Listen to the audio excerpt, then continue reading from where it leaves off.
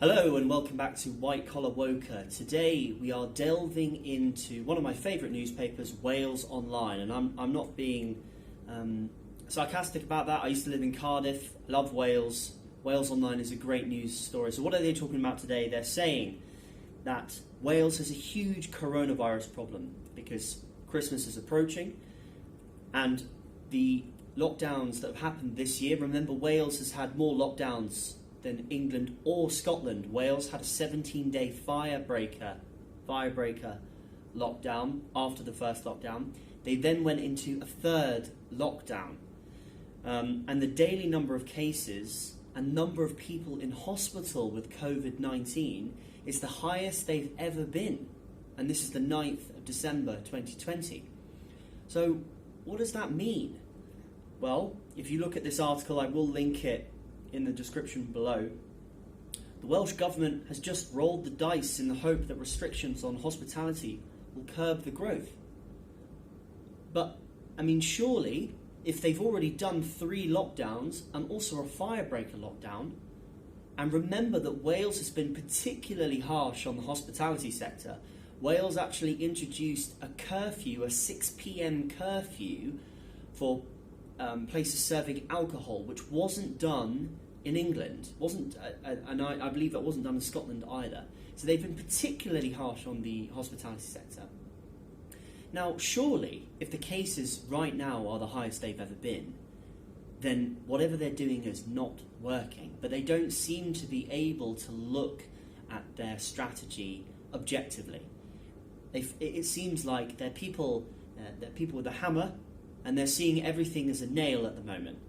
The only tool they have at their disposal is draconian lockdowns, and they seem to be unable to do anything else apart from that. Now, Mark Drayford, who is the Premier of Wales, he's saying people need to be very careful and mindful about people they meet. I would say back, you need to be careful, the authorities need to be careful that the very tough restrictions they're putting in are actually effective. It seems to be that people in public office, when it comes to COVID, they are divorced from the results. It seems to be that the ends justify the means. If you look at the graph on the link, it projects how the current cases level could grow if the pub alcohol ban does not have the desired effect. You've already done the pub alcohol ban, as it hasn't had the desired effect, so why would you think doing it now is going to do anything more? Coronavirus infections rates in Wales will double by Christmas Day. This could be a higher infection rate than anywhere in the UK has ever seen since the start of the pandemic. I mean, I'm sure the people in charge and the authorities in Wales mean well. I've seen all the press releases by Mark Drayford. I'm sure he means well, that you need to look at the strategy objectively at some point and go, these lockdowns and draconian measures are not working. An argument could be, if you looked at the scenes after the lockdown was lifted, especially the 17 firebreaker lockdown, if you looked at Cardiff, it was rammed. The shopping centres were rammed.